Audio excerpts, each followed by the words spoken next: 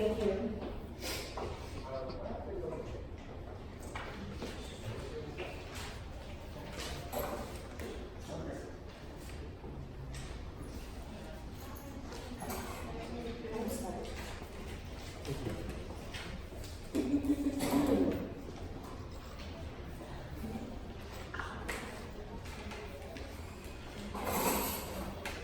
Ready to rumble? Yeah. Okay, awesome. All right, thank you everyone for joining us today. This panel is there a socialist case for reparations? My name is Jasmine, I'm going to be moderating. And so we're going to start from right to left. On Skype, we have Edna Bonhomme. Edna is currently a postdoctoral fellow at Max Planck Institute for History of Science. She works on the intersection of history of science and colonialism in the Middle East and North Africa. She has written publications including, but not limited to, Africa is a Country, Contretemps der Freitag, Jacobin Magazine, Madame Monsieur, and Viewpoint Magazine. She has previously taught at Drexel University, Humboldt University, and Bard College Berlin, and right now she's in Puerto Rico, so she's going to give us a little update on things happening over there. Next we have Marc Polite. He is a poet and an essayist born and raised in Harlem, New York. He writes about social justice issues, labor issues, film, technology, and literature. His reviews and striking commentary appear in Poets and Writers, Black Star News, Madame Noir, Amsterdam News, The Griot, Time Magazine, The Atlanta Post, New England Informer, and Harlem's own Harlem News Group and Harlem World Magazine. Mr. Polite is also the founder and editor-in-chief of the social and political commentary blog site, Polite on Society, recognized by the New York Association of Black Journalists for Best Blog Commentary of 2014. His published titles include Poetic Ruminations of Mr. Born Nice, Everything to Learn, Nothing to Teach, and Poetic Ruminations Volume 2, and I will let him give a little plug on an event happening after this one regarding one of his publications. I can talk now. Okay, yes.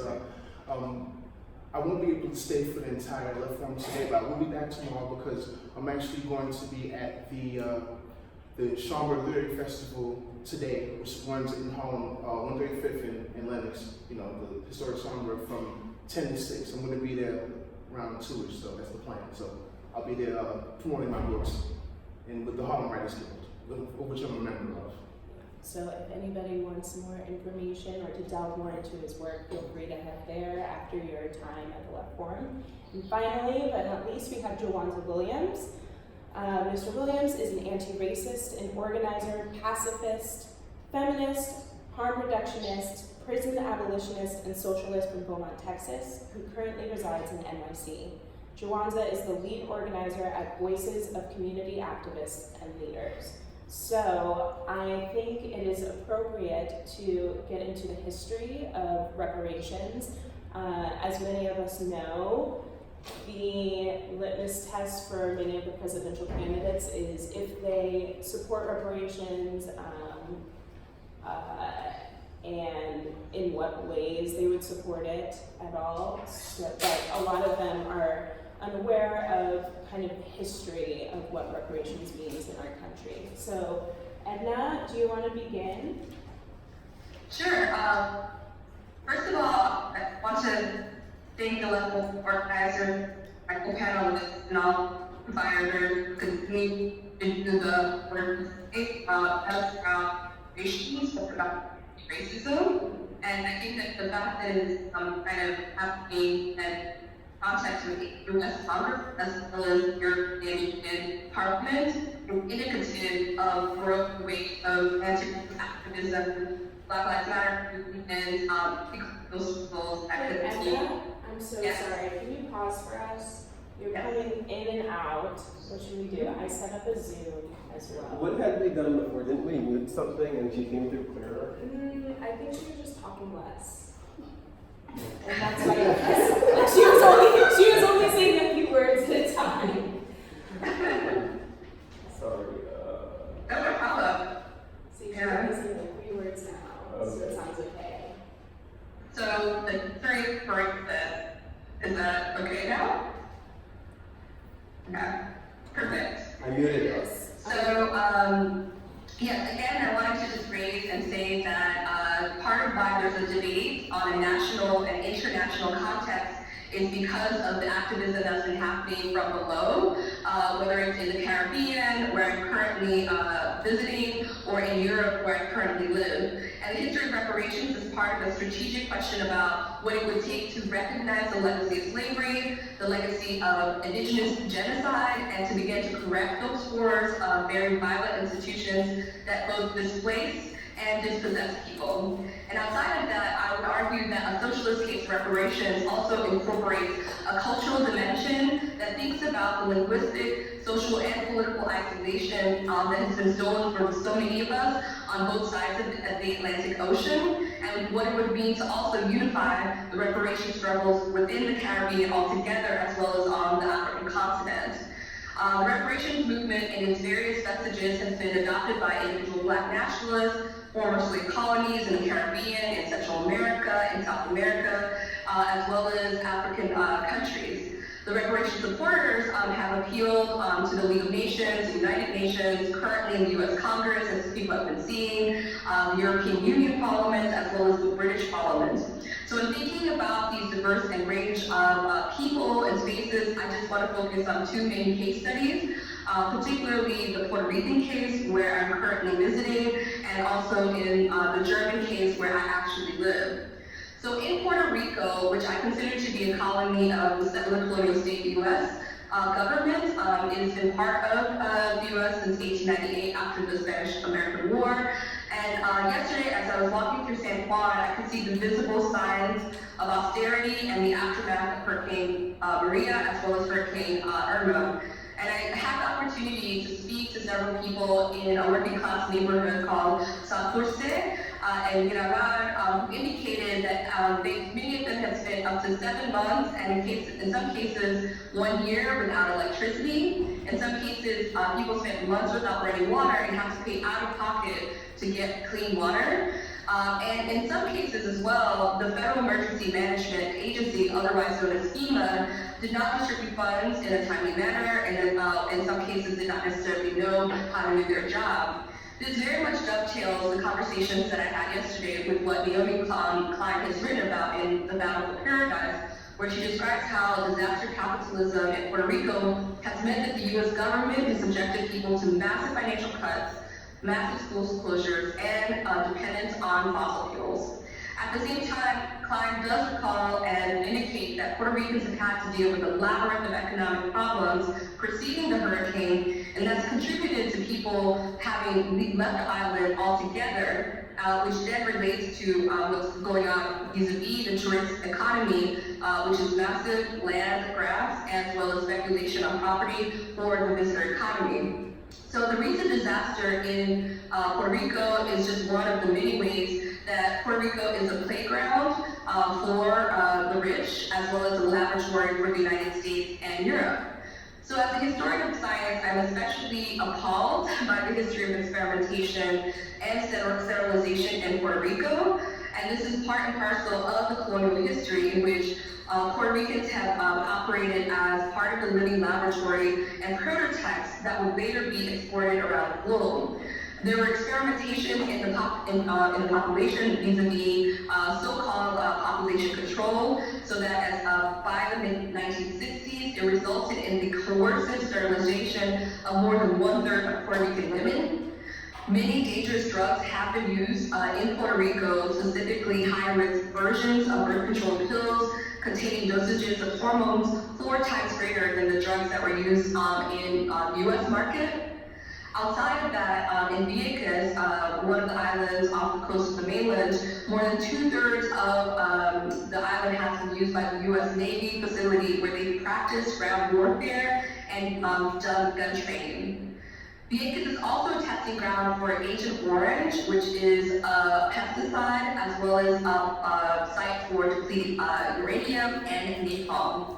In addition, agribusiness giants such as Monsanto and Syngenta use the southern parts of Puerto Rico as a sprawling testing ground for thousands of droughts of genetically modified seeds mostly corn and soy.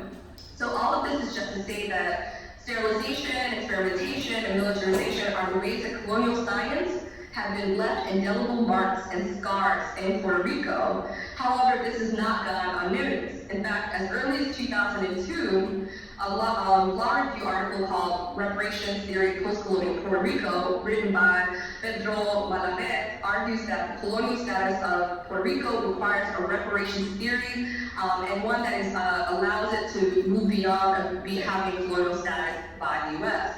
And so he said, quote, it involves having expenditures by the colonial power, the United States, to compensate the colonized people of Puerto Rico. These payments are essential for both the construction of local political power for Puerto Ricans, and it creates a viable Puerto Rican economy that supports real equal opportunities. And part of this is to repair the legacy of economic and psychological colonization by the United States. Most recently, in fact, earlier this week on the 24th of June, the United Nations Decolonization Committee heard allegations about the consequences of the fiscal and public debt crisis in Puerto Rico, specifically over the austerity measures imposed on the University of Puerto Rico, including the proposed $450 million fiscal year cut that would last until 2023. However, students and faculty members at the University of Puerto Rico have been protesting this since then.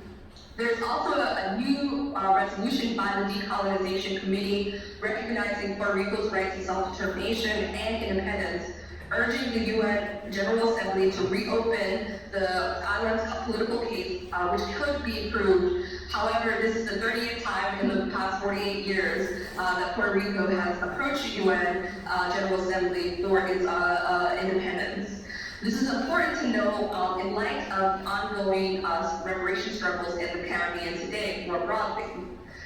In the Caribbean, CARICOM Reparations Committee really began its kind of international reconciliation project in 2013, which would provide reparatory justice for the region's indigenous and African descendant people against crimes against humanity and the forms of genocide, slavery, slave trading, and racial apartheid that continues to persist in CARICOM countries. The members of the CARICOM Reparations Committee, though, however, is quite small, mostly British and Dutch-speaking countries, so Antigua and Barbados, the Bahamas, Belize, Dominica, Guyana, Jamaica, St. Kitts, St. Lucia, Suriname, Trinidad, and Tobago. What would help from the movement is actually if former French and Spanish colonies could be included. Two major examples of that being Haiti and Puerto Rico, which have actually been involved independent of CARICOM for the reparation struggle. At the same time, the CRC, that is the CARICOM Reparations Committee, has created a legal, financial, fiscal policies. They define how and the extent to which African enslavement and Native genocide has created and made imposed various problems within the Caribbean altogether. And so in their 10-point plan, they call for various things. First, full formal apology, repatriation, an Indigenous Peoples Development Program whereby, for example, people can learn about the Indigenous history, the languages that have been lost, cultural institutions to be put into place, a way to address public health crisis. So for example, in places like Haiti, there is an ongoing cholera epidemic that can be addressed. Another thing that they've been calling for is illiteracy eradication. Another thing that's part of their 10-point plan is African Knowledge Program. And I think this is particularly important because the forced separation from the African continent has led to the social and cultural alienation to varying degrees between people on both sides of the Atlantic. So creating actual knowledge networks and on free trips ostensibly on both sides would allow for people being able to reconnect to that cultural loss. Another element of the repatriation and reparations debate is psychological rehabilitation for African descendant people.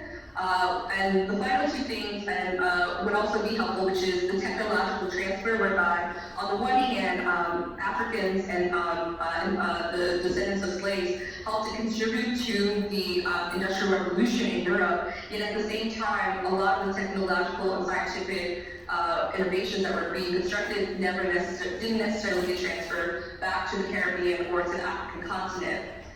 So what's important to know about the Caribbean and Puerto Rico as well is that this international context of reparations is also an international context in which Europe was built on the blood, sweat, and bodies of indigenous and African descendant people. At the same time, it hasn't just meant the question around labor and exploitation, but it's also extended to the arts, cultural productions, and museums, as well as the universities that have profited from slavery. So for example, British universities and museums that have benefited from slavery have something about that. So Glasgow University admitted that former slave owners donated the equivalent of 198 million British pounds to their university during the 19th century. Moreover, the Danish government finally apologized to Ghana in the fall of last year in 2018 for its participation in the slave trade. This matters because so often people are aware of the Spanish, the French, and the British participating in the slave trade. However, the Danish were involved in the Gold Coast slave trade as early as the 20th of April in 1663, when it seized Christiansborg or Fort Osso in present-day Ghana, and they also, alongside with the Swedish, created settlements along the Gold Coast. They were one of the first countries, I would say, to abolish and to criticize the slave trade by the late 18th century. However, the Danish were still complicit in the industry. I currently live in Berlin, Germany, where the question of reparations and repatriation of scientific objects, human remains, and colonial street names are being contested today. So Germany's colonial history is very deep within the African continent, insofar that the African, the partitioning of Africa, otherwise known as the Berlin Congress, happened in Berlin, Germany. And Germany was part of creating the kind of architecture and landscape of having a colony in the east, west, and southern parts of the African continent. And not only was it just a colony in name or for trading posts, but it was also a site for very violent measures. So the first German concentration camps that we know of did not happen during the Holocaust in Europe, but actually vis-a-vis the Herero people and the Namaqua people in Africa in 1905. When the German Imperial Army very much committed a genocide on the Herero people, about 80 to 90% of them were exterminated by the German Imperial Army. The same tactics that were used in Namibia, or present-day Namibia, were then later used by Nazis on European soil towards Jewish people, Romas, Black Germans, disabled, socialists, communists, etc. So fascism was just another iteration of colonialism, which Ami Césaire and others have discussed. Next week in Germany, Black Lives Matter in Berlin will be having a sit-in and demo at the controversial street name and subway stop called Strasse, and I'm not saying it because the name translates to the same meaning of the N-word in English. So I, along with some of my co-activists and freedom fighters, will be protesting the ongoing struggle, not just with Strasse, but as well as Chaos Peter Allee, as well as Schwarzhofer Strasse, and some other streets named after colonialists or just are absolutely offensive to people of color.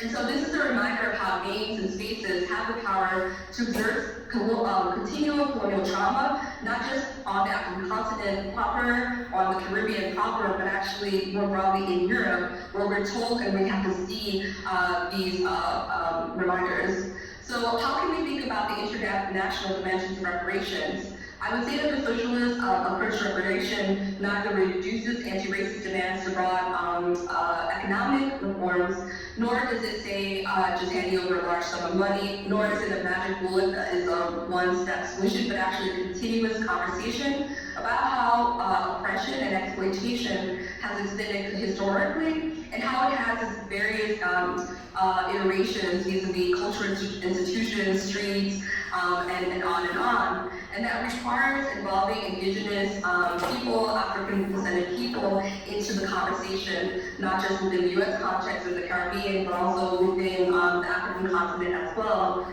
And so of course it means redistribution of wealth, universal housing, and for me as a historian of science, an end to colonial science and forced sterilization of people, but it also means an end to the militarization that continues on the African continent and the Caribbean. And if we think of Africa and the ways in which US military has hundreds of bases throughout the continent, that's another layer and another way in which colonialism continues today.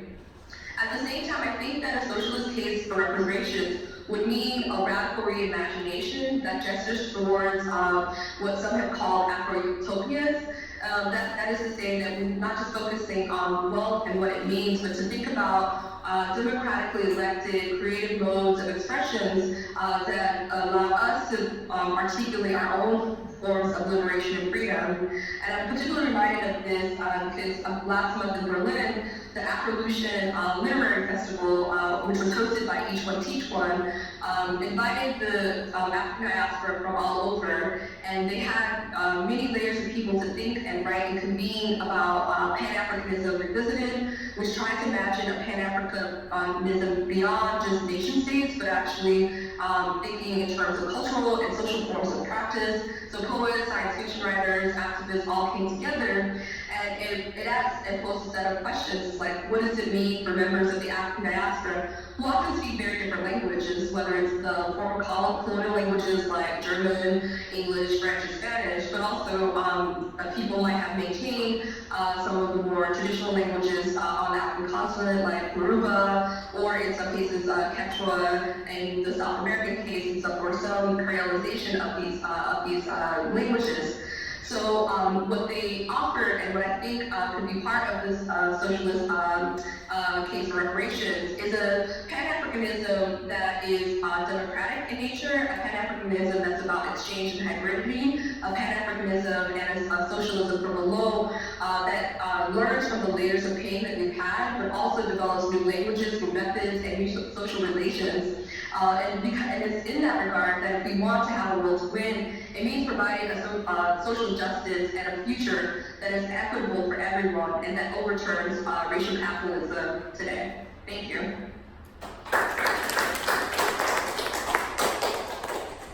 Thank you, Edna, for that really in-depth, insightful look at reparations, not just here in the US. I think it's great that you discussed the international case for the. Oh, okay, it's on you. Sorry.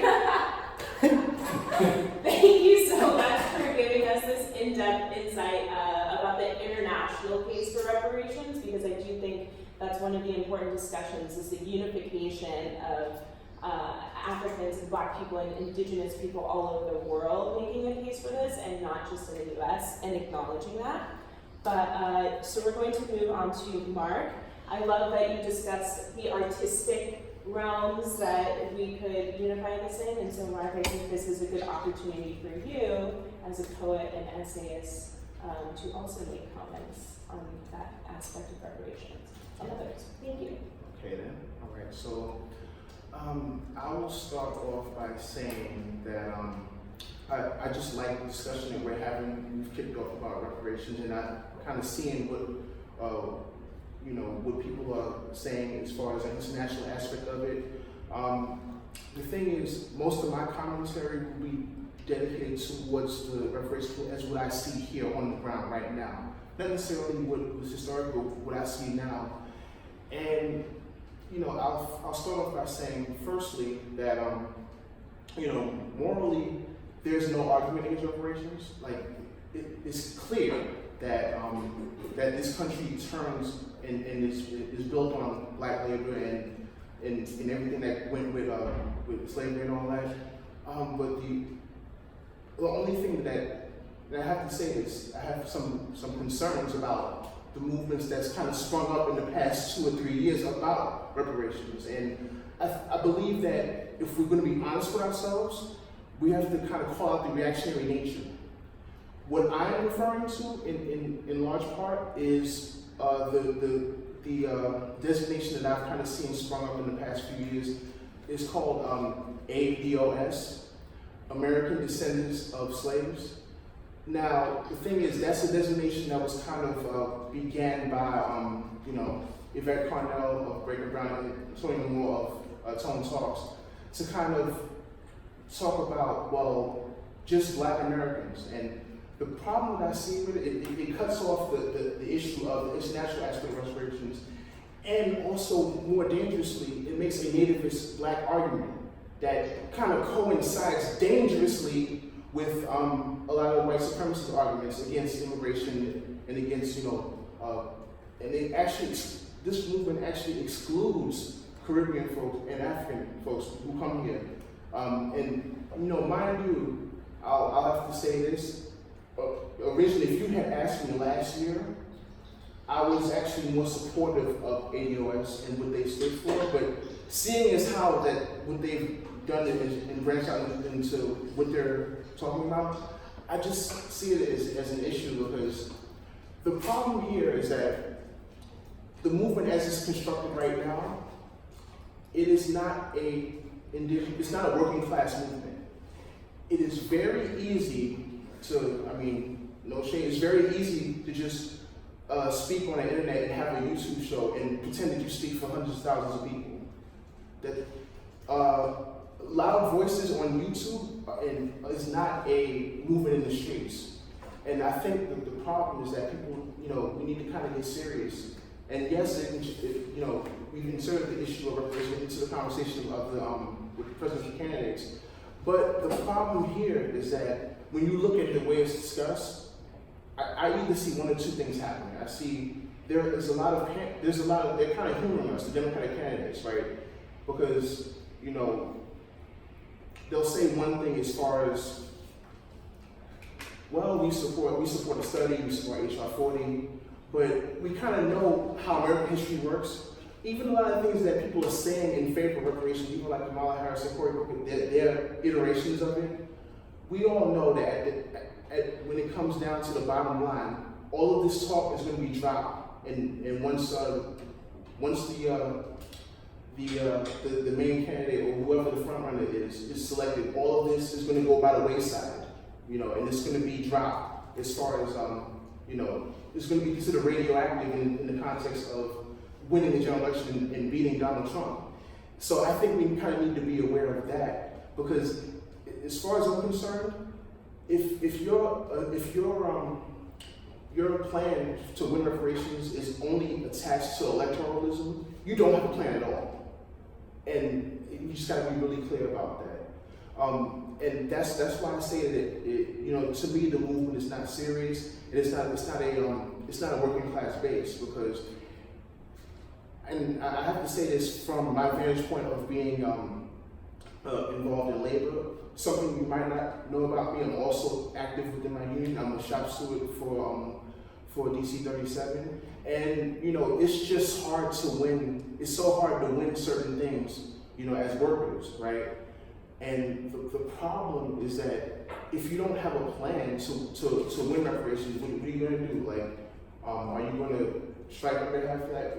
Are you going to weaken yourself in a way that you're going to separate yourself from Africans and Caribbeans, and you're going to kind of go it alone without thinking about the ramifications of that? And there are serious ones. So that's why I'm thinking long term. What happens after the 2020 election? Are these people who are sold out of our reparations right now, are those voices just going to disappear and just, let's move on to the next thing? And the problem that I kind of foresee is that it's reactionary in the context of, I'll have to say it, in the context of, like camps being set up on the borders of this country, on the U.S.-Mexico border. Is it really a smart thing for us to embrace a anti-immigrant contingent of people who are for reparations and don't want to talk about anybody else? I think that's dangerous, because it leads to the idea that, Black people are immune to certain things, and it kind of puts us in a bubble, and I think that's a little bit dangerous, as if that 10 years down the line, we can't wind up in internment camps, because of white supremacy deemed it necessary to do that. So, and my problem with what I see on the ground, I'm only talking about what I see on the ground in terms of the gaps in the seriousness.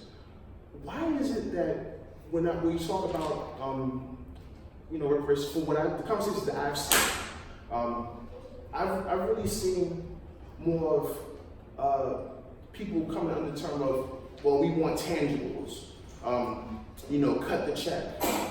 And that kind of leads to the idea that, well, if this kind of sounds like a payoff, because we could wind up in a situation where, say 5 years after the fact that we receive reparations, that, well, just like Ms. McConnell said, well, your reparations was President Obama.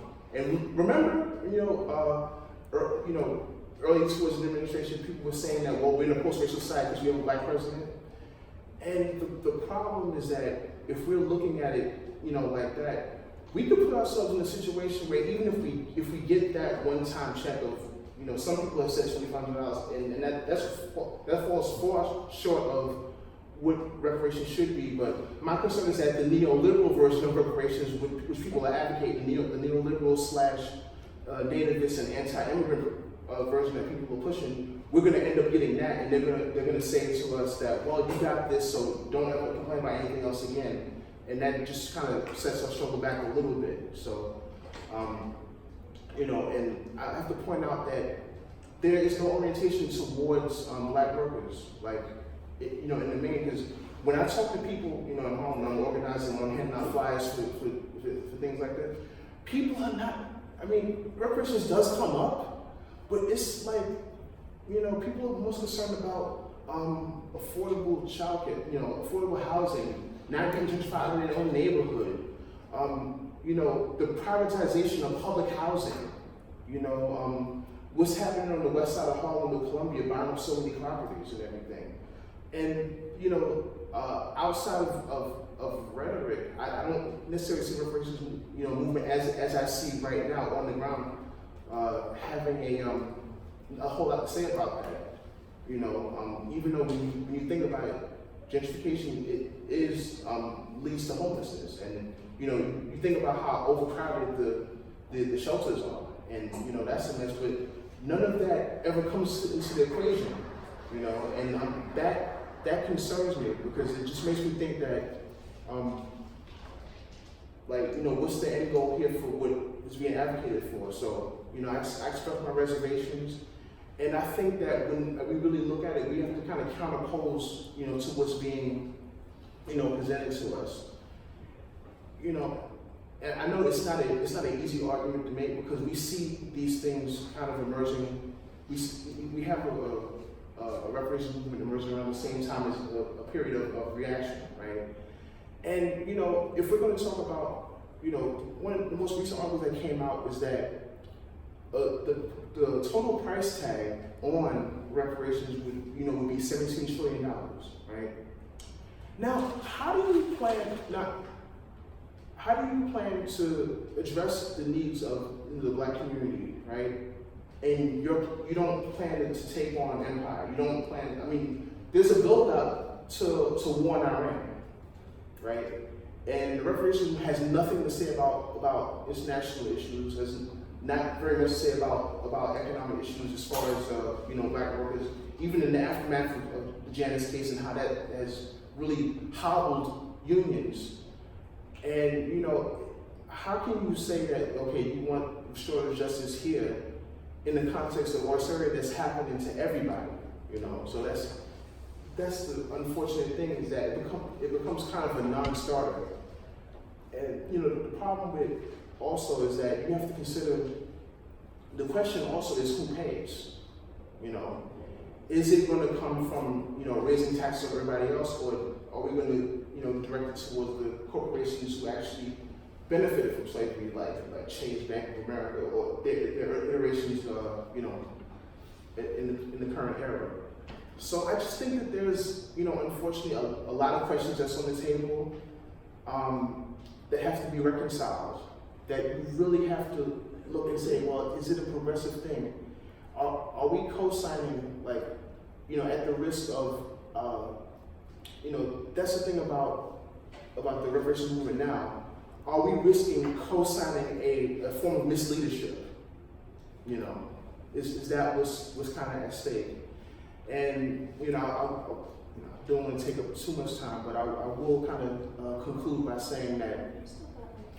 I still have Oh, okay, all right. So, okay, I just want to be respectful of everybody's time, but the thing about it, if I look at, you look at some of the projects being talked about by the Democratic Socialists, whatever you think about, them as, modern day social democrats, but the issue that I kind of see here, right, is that, we've had discussion about whether or not the Democratic Socialists are real socialists, and then, of course, ultimately the answer is no.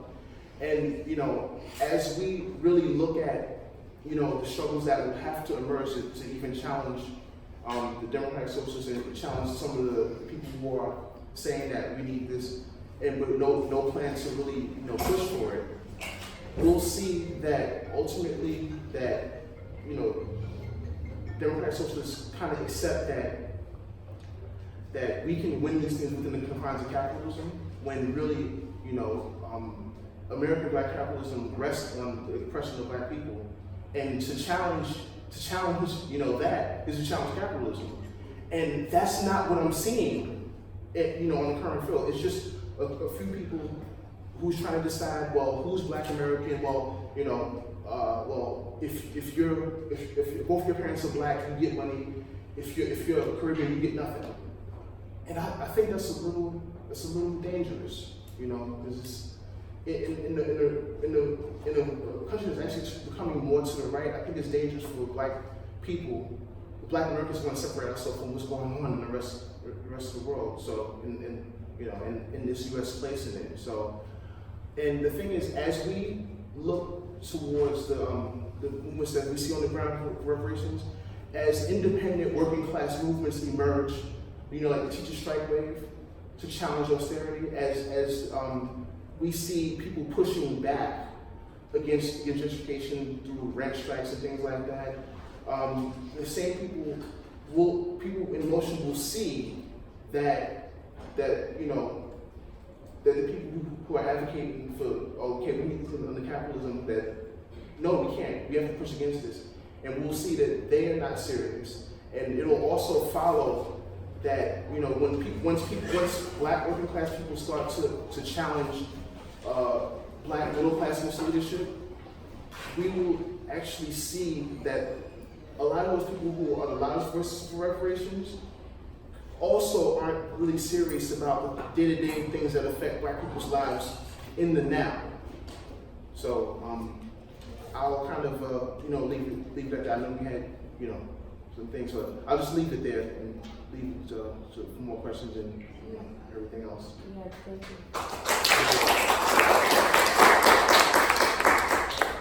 Yeah, I do think there are a lot of questions to consider in terms of the work that we are willing to put into making sure that the efforts now actually follow through if somebody were to make these changes and actually advocate for reparations the way that it needs to happen. So thank you for raising some of those questions. And Jawanza, you will be our final person to give us your insight on what reparations looks like, what we're doing. Thank you. So first I wanted to say thank you to the panelists, to the Left Forum, to Robert, and to the Afrosocialist Caucus of the DSA. I really appreciate being here. And before I sort of start my remarks, I think I'm going to take more of a personal approach to sort of how I ended up as a socialist or identifying as such, because honestly I didn't wake up and read about socialism. I realized that my values reflected socialism. Or socialism is the most appropriate ideological framework that I learned about, or as forms of socialism, I should say.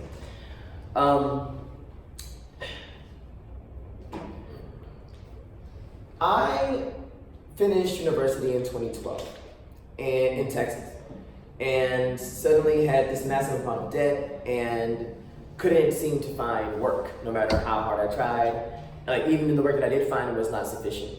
So I would like work hours and hours every week, and I would only have enough money to get some gas, to refill the car, so I could get to work, buy a little bit of food. Maybe I could buy a 6-pack of beer and for recreation, and then I would sort of be like back at bare minimum. And so that was frustrating me. And then at the same time, while this is happening, I was diagnosed with HIV. And then suddenly a person who had been covered by health insurance in college through the university, who didn't need like a medication every day, suddenly needed a medication every day that happened to be $2,000 a month. And in Texas, I did not qualify for Medicaid, even though I was HIV positive and low income. So that was stressing me out. And I started to politicize me that in the first place. So even the reality that I came into contact with HIV is ultimately a remnant of like colonialism, of imperialism, of anti-black racism, of white supremacy, of like administrations like the Ronald Reagan administration and George H.W. Bush, etc. And I'm sure a lot of you know this history about like the AIDS Coalition to Unleash Power, the movement to end AIDS, the illness that required like a mass movement of response. But the reason we got a response in the first place is probably because who was the face of the movement, but that's another conversation. But, so point is, I moved to New York, or I came to visit New York, and I discovered while here, this massive infrastructure of support that even within this sort of capitalist society of this city that is increasingly gentrified, increasingly pushing people out, and it's increasingly more difficult for people to stay here and to be here and to thrive here. But the reality is there is a like gigantic, robust social service safety net for people who are low income in New York City. And that's a direct result of direct organizing, of base building, of movement building, of demands of people from 30, 40, 50 years ago that I was able to meet out in the future and stabilize my life because of those things. So when I realized that there was an infrastructure, like a social safety net that was in this city, not in the state, in the city in particular, that existed for people like me who had certain unique needs, and that the only reason that they were there is because, maybe the city will say another thing, but it's only because of organizing that it was there. That's how I was able to remain healthy and keep my mind intact. So I then learned that that was the sort of vision of a lot of socialist societies, like how do we collectively take care of each other? So my orientation to socialism, and therefore to understanding reparations, is thinking about or operating from this sort of ideological framework that for me to be my best okay, I need you to be your best okay, and then that for that to be possible, that means I need to be my best okay. So it's like the cyclical effect of us taking care of each other. And I think I best heard it said is that the world owes us nothing, but we owe each other the world. But in the case of reparations, I think that the world does owe the descendants of Africans a lot. And I think to bring us down to the material, I'm very much interested in. I'm interested in conversations and in theory and in understanding, like, the origins of certain thoughts or frameworks of how people are understanding the world and how they visualize their new world. But I'm also an organizer who organizes with people who are low income, who have very real immediate needs, and also in the context of movement building. So I like to think about this conversation around reparations in material ways, like, well, what does it actually look like? What do people actually get? But I also should disclaim that I try to do sort of analysis of like what are contemporary thoughts on reparations, how are people thinking about it, and I ran into a lot of the sort of current presidential candidate conversations about reparations, which are not what I wanted. I wanted what Edna was talking about. So it was hard for me to really develop a sort of clear analysis to present back here with synthesized information. So instead, what I decided to do was to come here with the intent to imagine what it could be collectively in here. So I was a little caught off guard by the presentation styles, but the way I imagine it, like if this HR 40, which calls for a commission, if I'm understanding correctly, to study what it would mean to try to have reparations in, is it US specific? It is.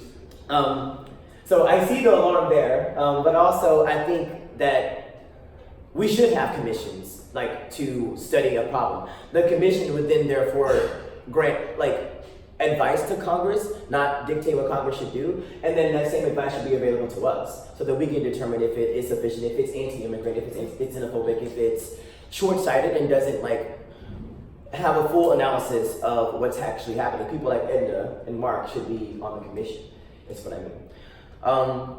Because I also will say that in my sort of analysis of what people are saying right now about reparations, I realize that a lot of people like are vehemently opposed to reparations. Like even black people. Like some people have this idea that perhaps if we are allotted reparations, and then whatever that means, because then what that means is wide ranging, that it somehow locks us into a perpetual victimhood.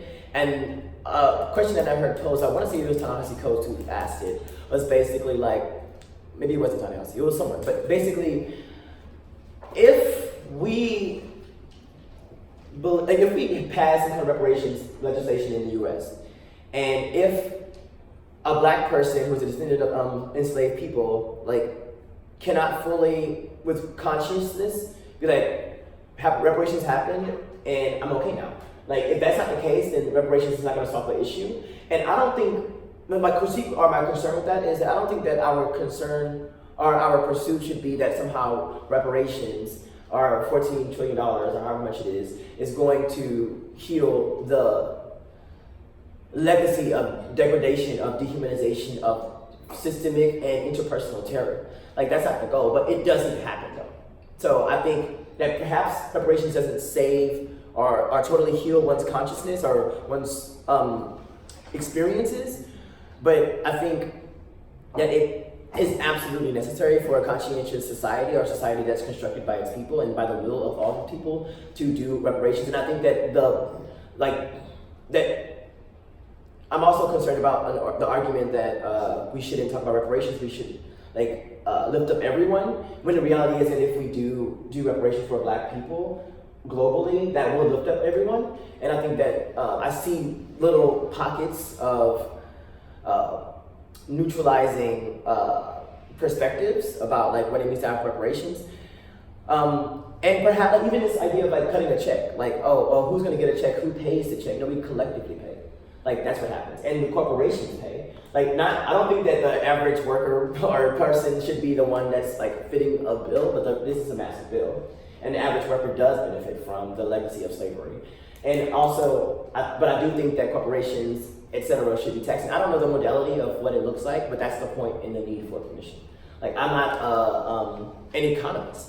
I'm a socialist, and I'm a person who has lived experiences, and I'm a black person who is a descendant of enslaved people, and who understands, like, logically, the compounding impact of hundreds of years of terror and of exploitation. We all understand that we're the left. We understand that in a sense, I think.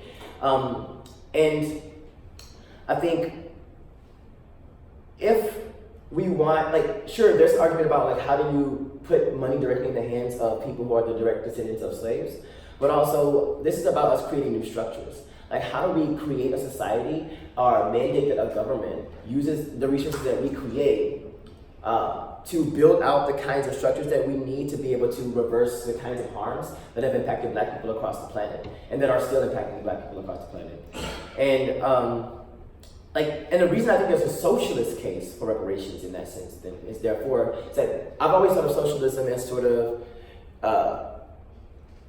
transitory, like a vehicle. Like, it is the way that we are going to usher in the kind of world that I have not been able to imagine because it hasn't existed.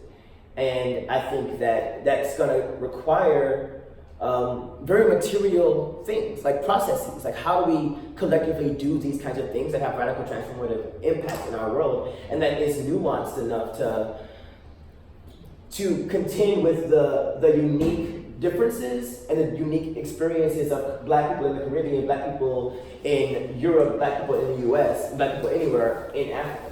So I think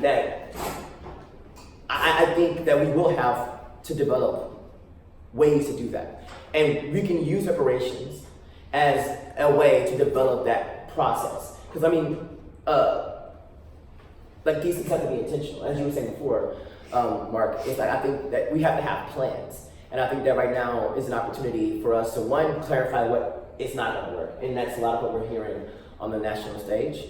And the final thing that I'll say about this in these remarks is that what I've realized in my last 5 years of organizing, I'm organizing people who are living with HIV, people who are low income, like who are homeless, who are active and former drug users, people that have been to prison and who have experienced all these things therefore. When you ask folks to organize, because like to organize to build real power, you can't pay everybody. It has to be a transformational commitment to transform oneself and ultimately the world. But when a person is in crisis, it's difficult to have space to imagine what else is possible.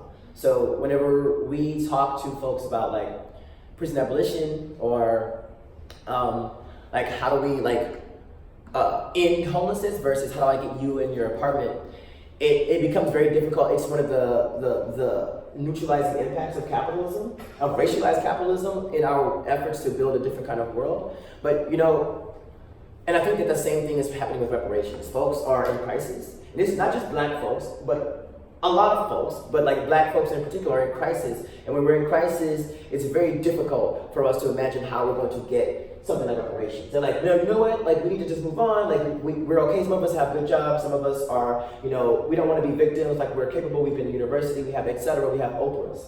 But the reality is that the vast majority of people are in crisis.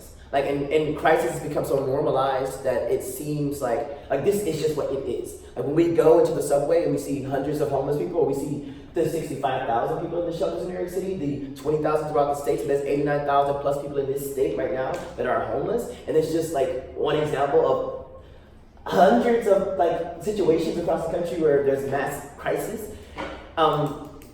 When we should be demanding an end to homelessness and the distribution and redistribution of wealth and the creation of the processes to make that a reality. And I think the same can apply to reparations. And I think that the primary barrier that we experience is that people genuinely have a physiological, psychological, neurological response whenever we talk about something like uplifting black people, even on the left.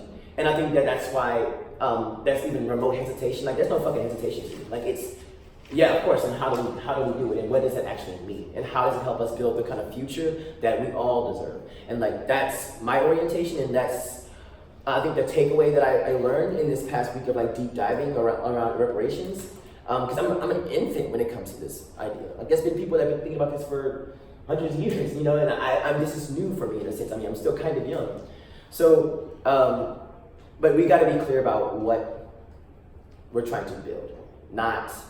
And recognizing that what we're trying to build has not existed, but that it is very much possible, because I am not a pessimist. There's a lot of pessimism. I am not a pessimist, because otherwise, like, what is the point of organizing?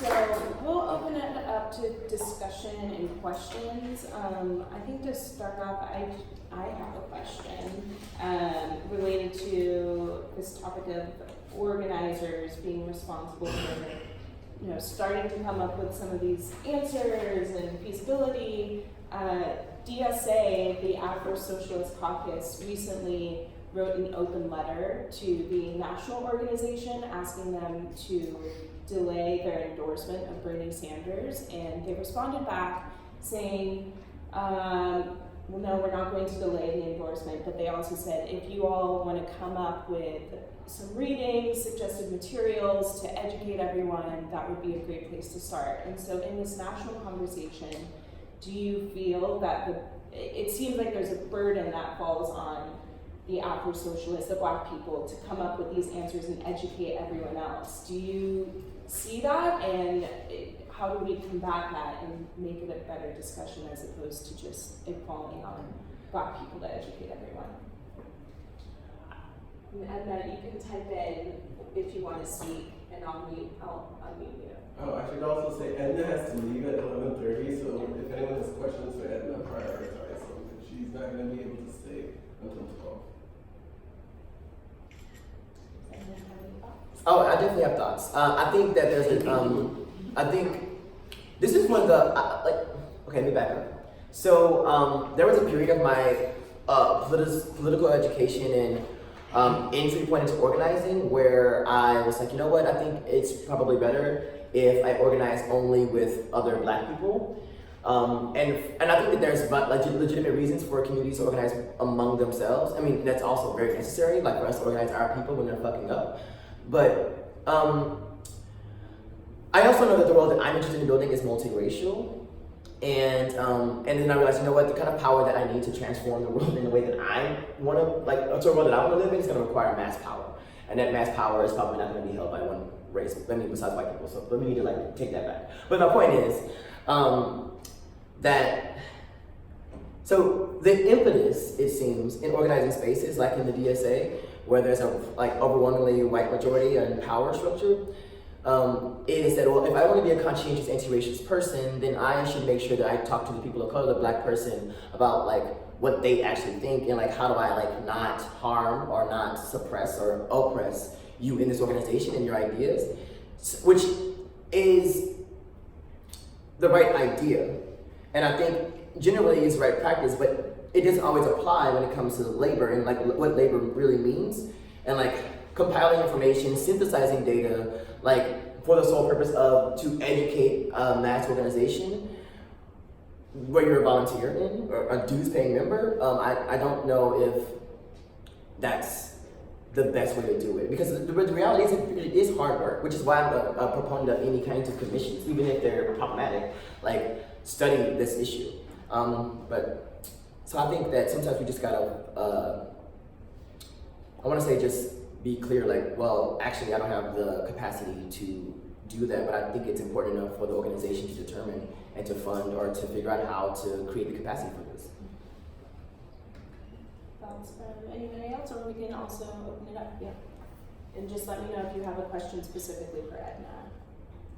Mark, when you spoke about the reparations argument being geared towards American descendant of slaves, I thought it was very interesting. Me and my wife was talking about this in particular for the past few days.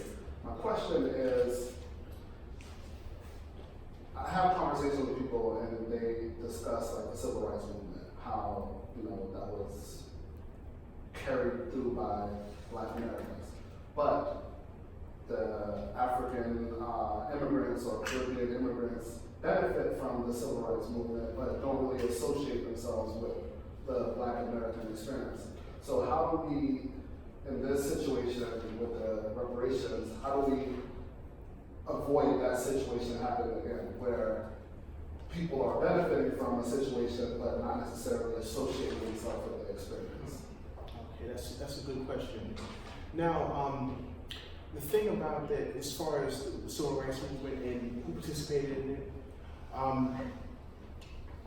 while the civil rights movement was primarily, like, happening in the South, it's not necessarily the case that you know, Caribbean Africans here didn't participate in it, because if you think about even like the predecessors of some of the civil rights movement, like the Garfield movement, you know, Caribbean folks who've been here since the 1920s have been part of the struggles as well. So, you know, right? So, you know, so the thing about it is that there is a definitive thing that comes from the ADOS thing has its roots, because it comes from pushback against the more conservative African and Caribbean folks who kind of want to distance themselves from Black Americans, and it's a reaction to being shunned. It's a reaction to what I kind of see as Africans and Caribbeans adjusting themselves to American racism. You know, that's what it is. But the thing about it is that I think we kind of have to realize that while people will exacerbate all these divisions, right? They'll use the divisions, and they'll use, you know, Caribbean chauvinism and African anti-Black American attitudes. But at the end of the day, if you're in this, if you're here, I mean, you're lumped in with everybody. Like anyway, you're going to be under attack regardless. So I think that we have to kind of be sophisticated and be mature and say that, you know what? Yeah, I recognize that, you know, growing up in Virginia is not the same thing as growing up in the Virgin Islands. It's not the same. Growing up in, you know, Harlem is not the same thing as growing up in Haiti, right? And we have to recognize the cultural differences, but not let them be the dividing line in between, you know, getting, you know, what we deserve, you know, as people. And that's why really I spoke against the chauvinism, because us being so fractured actually helps white supremacy, you know, divvy everything up. Because the problem is that I'm seeing a lot of conversations about, you know, ADOS and what we should have and who should play movie roles and should Black British people play American Black roles. And we're just like, that's so not the question. It's just so petty. It just is. So, you know, I just think that we need to counterpose, you know, what we have as a, you know, on the ground and look out for everybody, you know, but leading with what, you know, Black people need, recognizing that it's going to help everybody. Edna, did you want to add anything? Yeah. Can you hear me? Yes, go ahead. Well, what I would say is, ultimately, I would say that the African diaspora is quite linguistically and culturally diverse. We speak Spanish, we listen to soca, we emo bongo, we've invented jazz, and we've also been part of various forms of resistance. And I can hear and understand from that original question that sometimes when some of us land or are present and coexisting within the U.S. context, that capitalism and I would say white supremacy does a very good job of dividing us, not just ideologically, but also I would say in terms of neighborhoods.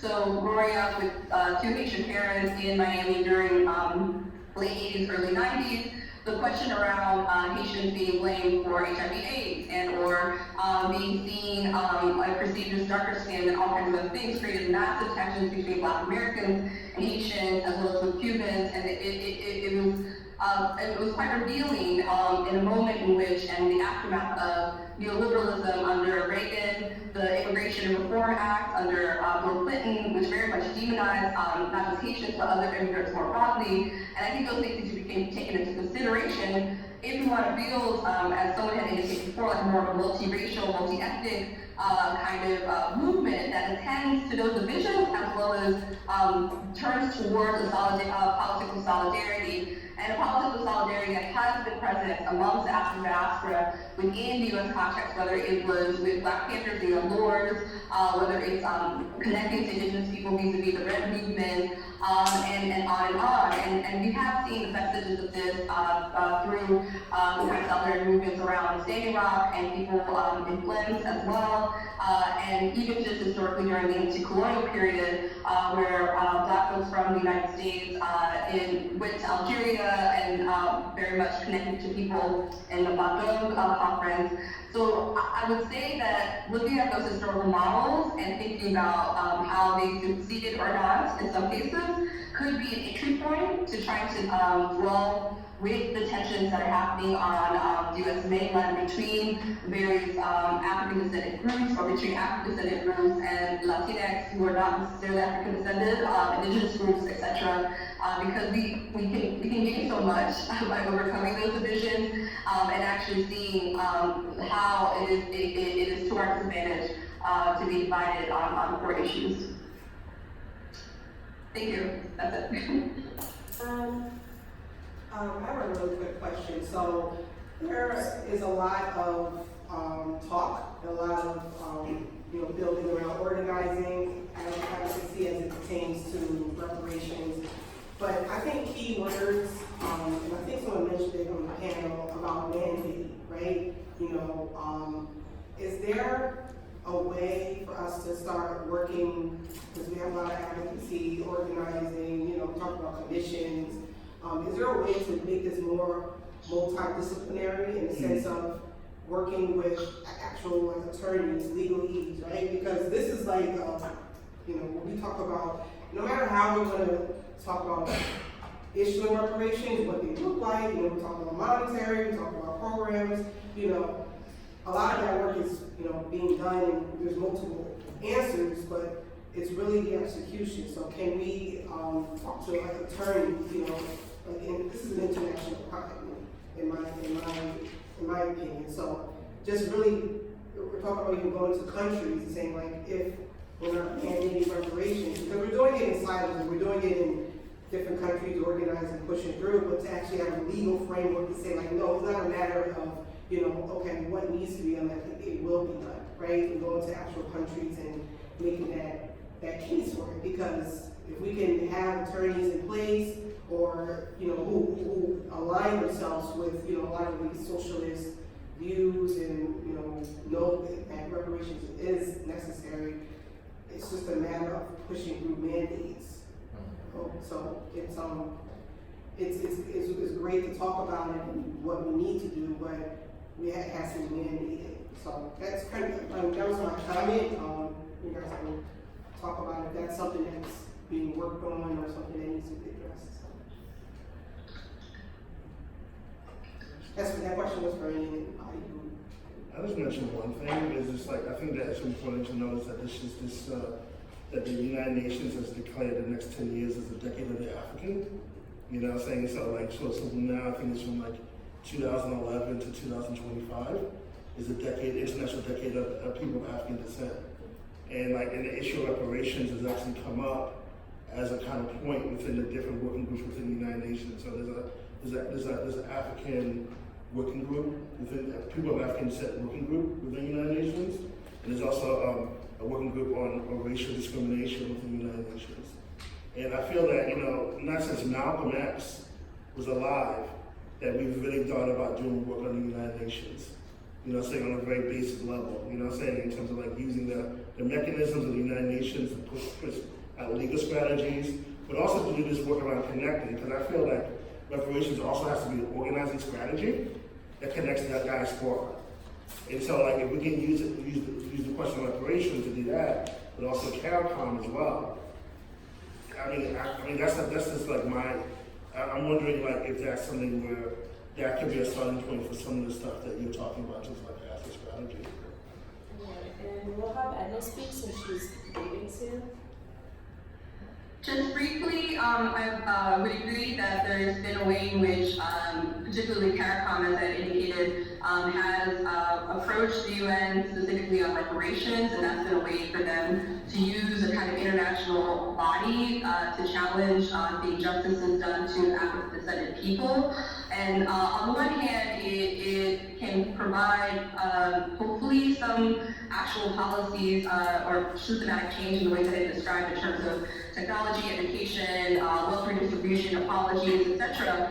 But on the other hand, it can feel at times symbolic in that to the very people in power that make the decisions and have a strong foothold, whether it's the United States, it's not in their interest to necessarily act upon it. And if we think of a recent example, for example, Flint, Michigan, where they brought a case about them being poisoned to the UN, and they had scientific evidence connecting it to research done by scientists and ensuring that the community could do that. They still don't have clean water, and so that international body does have a kind of obfuscation that doesn't necessarily always work, and so there needs to be other mechanisms too, vis-a-vis international trade unions, vis-a-vis independent bodies between kind of anti-capitalist groups and or initiatives to do the work of challenging not just the UN and these international legal structures, but nation states. Thank you. Thanks. Thank you. Anyone else? Okay, great. So sorry, but I thought your question, what I heard in the beginning of your question was this burden that we sometimes have as Black people about bringing up this issue and pushing the issue.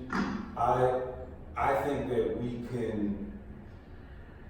can own that burden, and we can sort of flip it so that we become like the experts. So let me start by saying My name is Khalid. I'm from Atlanta. I'm a councilman in the city of South Wilson, which is the blackest city in America. And I'm a member of the DSA, and we, in our DSA chapter, which is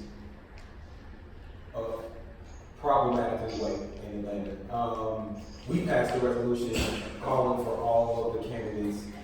It was a very specific resolution to call for all presidential candidates to have a detailed reparations platform. And that was after our chapter did the same thing with Bernie Sanders, but they still passed it. And some of it was like we had done this work where like we owned the issue in the room, and it's like, because I think one of the things that happens, we own the issue in the room, and so there's a way, whether it's like whether it's like radical enlightenment or white guilt, there's this way that like we as the black people in the room are saying like you all need to do this, and like everyone just raised their hands for it. Maybe they were afraid to not be seen raising their hand, but whatever the case is, they raised their hands for the DSA convention is actually going to be in Atlanta, and we're working to get that. We have that resolution going through the working groups to maybe be on the platform in Atlanta. I also think that it seems to me in my and maybe the South is different, but in my conversations around reparations, people always jump to the how, and we haven't. I don't think that we've really built enough consensus around the like let's just agree that you owe me money, and then we can figure out how you're going to pay me back. Because like people love to talk about like how impossible it is, or like who gets it, who doesn't get it, you know. And so it's like it's almost like my right becomes predicated upon like the delivery method being like whatever for everybody. And I think one of the ways for me as an elected official, one of the ways that I have sought to build a house, are you guys familiar with the like Montgomery memorial for lynching that's in Alabama? So one of the things is that there are duplicates of each marker, and one of their goals in the coming year is for every city to go and get their markers and take them back, right? So I think in the same way that there are these Confederate monuments that are everywhere, I think one of our first steps is having these markers be everywhere and just really building up in the consciousness of people that like something needs to be done, and like let's just make sure that we all agree that something needs to be done, and that we can use that momentum.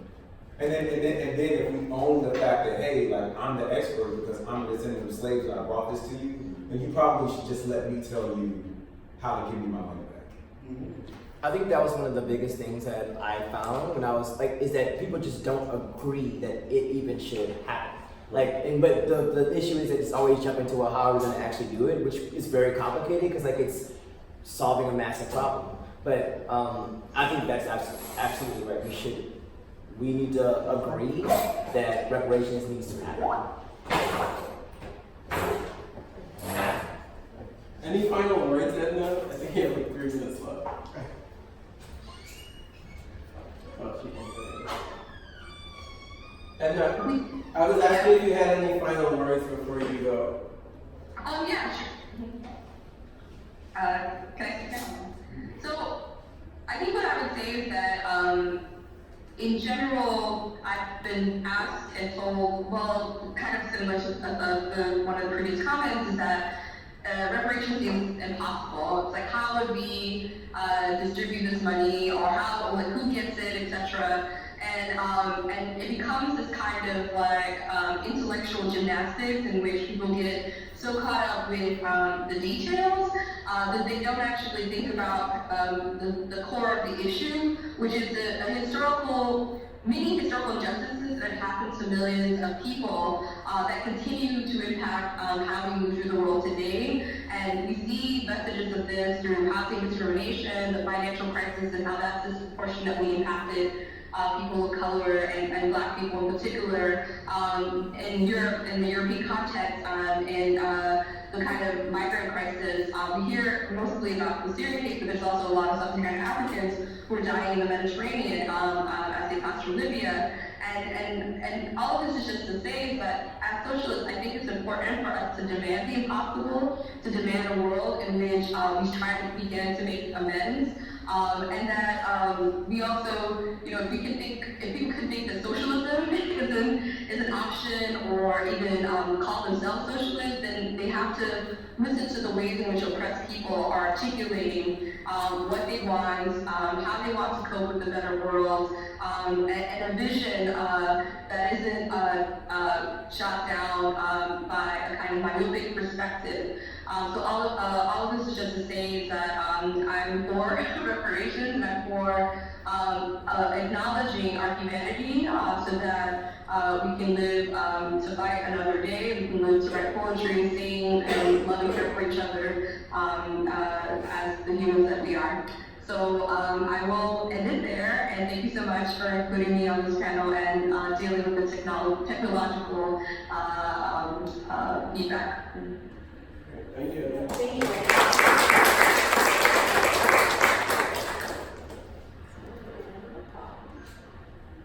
I just wanted to add, to me, like, the reparations thing, it's a very small issue, but it goes to the core of anti-black racism in this country.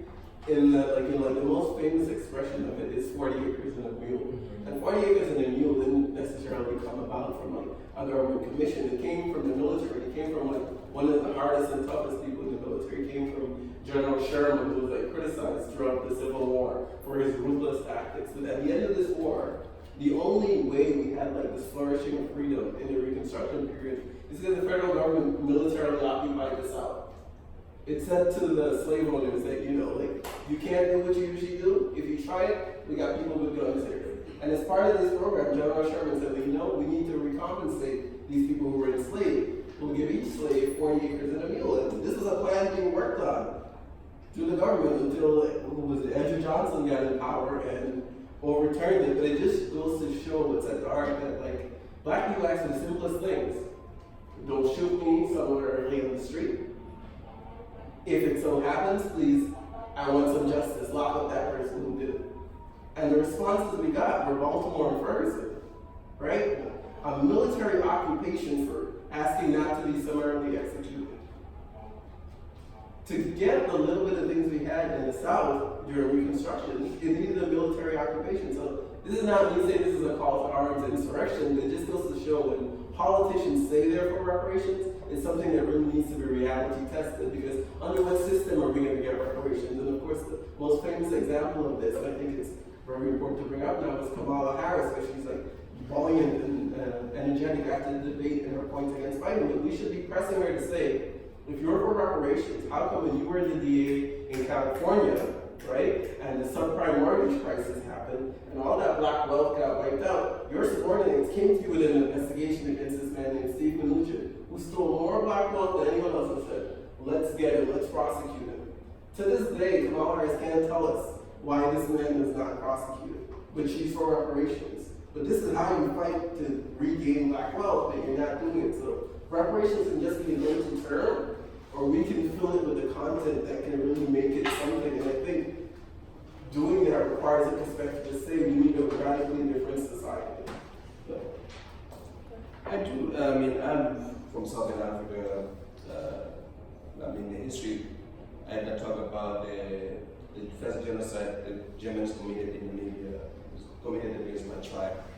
And we filed a lawsuit in New York City here to sue Germany to atone for reparation. And I have been dealing with that reparation issue.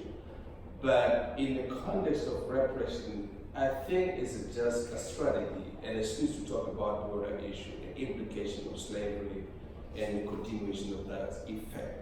So that's when I read when they say you have to put up a commission to study why reparation is necessary, what are the impact of slavery on that. So if you try to just talk about the word reparation, we will miss a lot of points. But if you do the study of reparation to study the society and how African Americans are in this situation when they find themselves in a housing crisis, then I think the commission will unearth that the impact of slavery, and then we can talk about reparation. What is it that needs to be repaired? And I also want to talk about these false differences between the African struggle and African American struggle. I mean, this is just one struggle.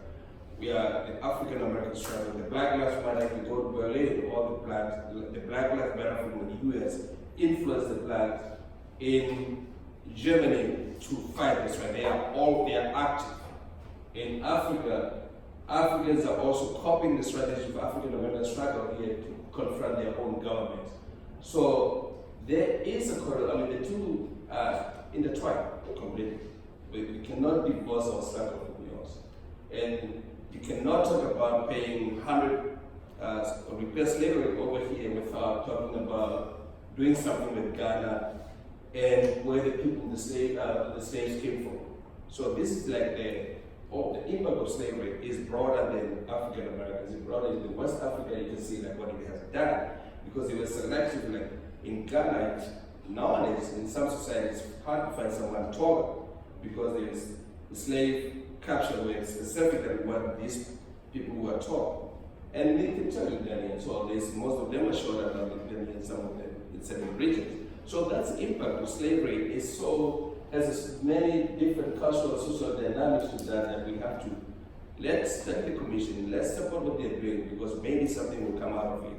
And this is the first step for that to be on the national platform. So I have a question, and hopefully it's not naive, but even if we do have these studies and we are forcing this conversation to happen amongst politicians, amongst the people who would enact the laws, how are we educating then society? Like, are we changing our history books and saying, okay, this is what actually happened so that we can have these conversations among the people who are organizing, like among the people who we sit in classrooms with? Like, how does that research correlate to everyday people and not just... Well, you can have like a movement, I mean, you have this movement where you can have house parties and discussions and have a discussion about it. Yeah. And what does it mean in the commission? As you said, I think you mentioned that the commission has to consist of regular people, so we have to have a conversation around in the house, like house parties or whatever, the house discussions. And you can put up a sort of questions to be asked at that. And maybe you generate a conversation about that. Yeah. Exactly. Well, but like especially for the people who don't want to be educated about it, you know, to all of the white people who don't, they want to continue reading the history books that they've had. I think these things, like commissions or studies, data helps like Congress substantiate reasons why they want to, put money here, put money there. I don't think that like people really respond to studies. Like I think commission can find that, what happened to black people across the planet is probably one of the worst things that could have ever happened to black people across the planet.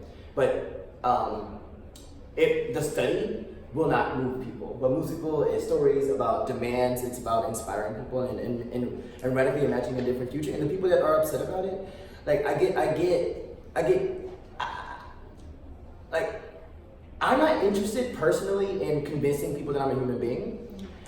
So I think, I believe, that's why I believe in structures and the kind of organizing that I participate in is because I'm like, look, you can feel however you want to feel, but you're not gonna fucking tell me where I can use the restroom. Or if I can live in this neighborhood or not. And I need to have the kinds of infrastructures in place to make that the reality. And I think that's what our struggle is. And I think that's also the sort of the wide-ranging elements of the left in itself. It's how do we, do we work with government? Do we not work with government? Is there a middle place in between? And I think a lot of this confusion is making things a lot more complicated than they probably need to be. And honestly, we're running out of time for a lot of things.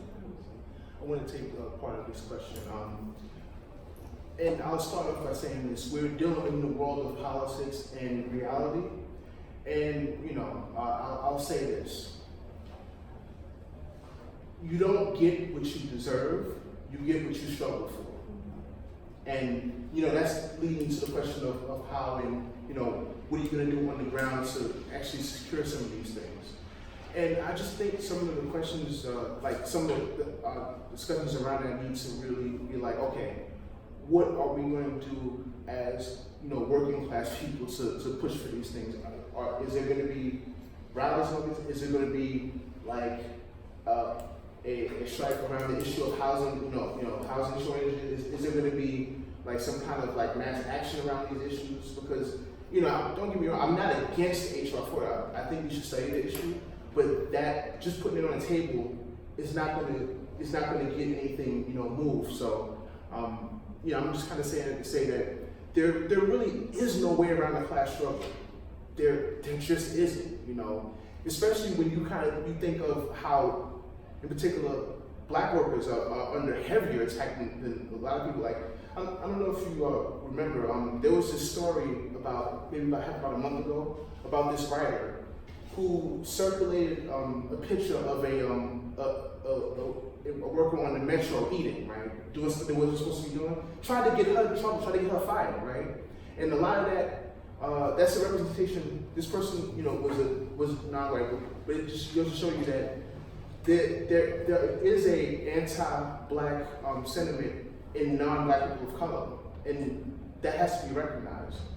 And, you know, fortunately, that little act backfired on the person, and they lost their book deal and everything. So, but I just think that we need to think about, you know, ways of punishing anti-blackness, you know, socially to prevent some of this stuff.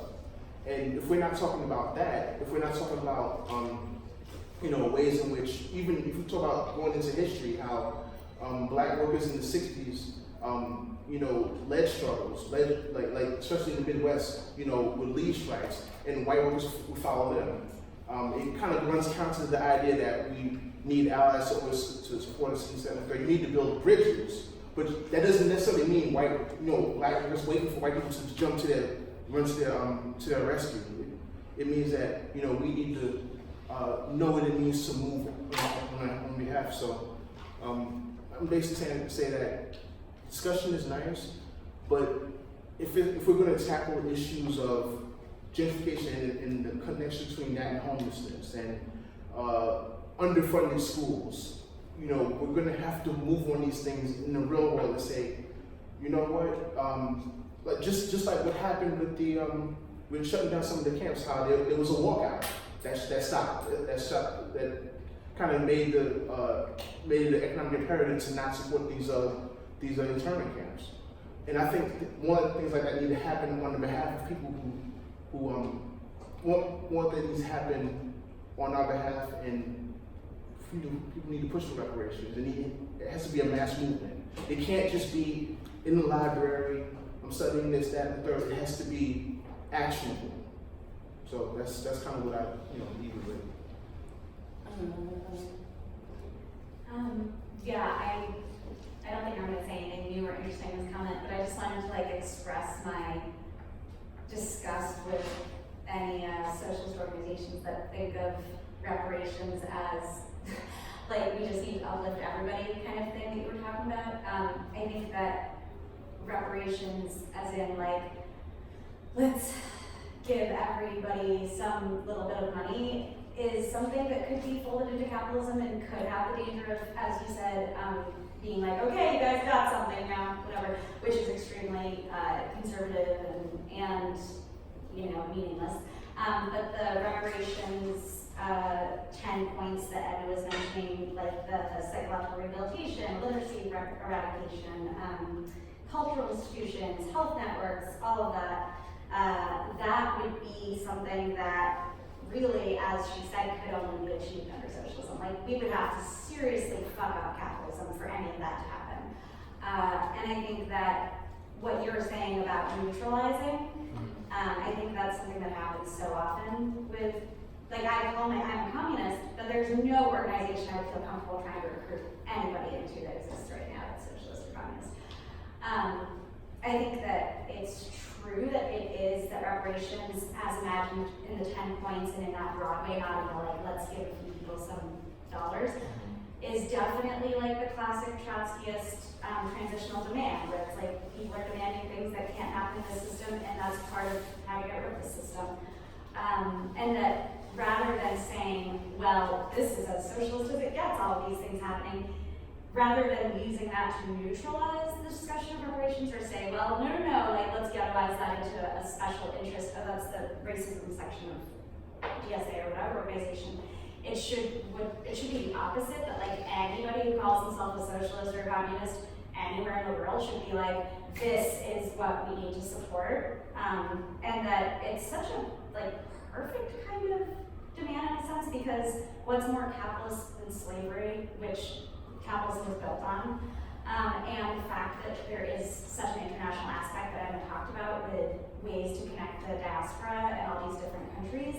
I think that the idea has to be that this is what will force us to have this conversation about what capitalism is, what it has done, what it is continuing to do. I mean, there's still slavery in some parts of the world, but the legacy of slavery is ongoing, and I think that, I mean, obviously, and I think that it's just, when I hear about like the DSA's response to Open Letter, it's just, I don't know, just fucked up.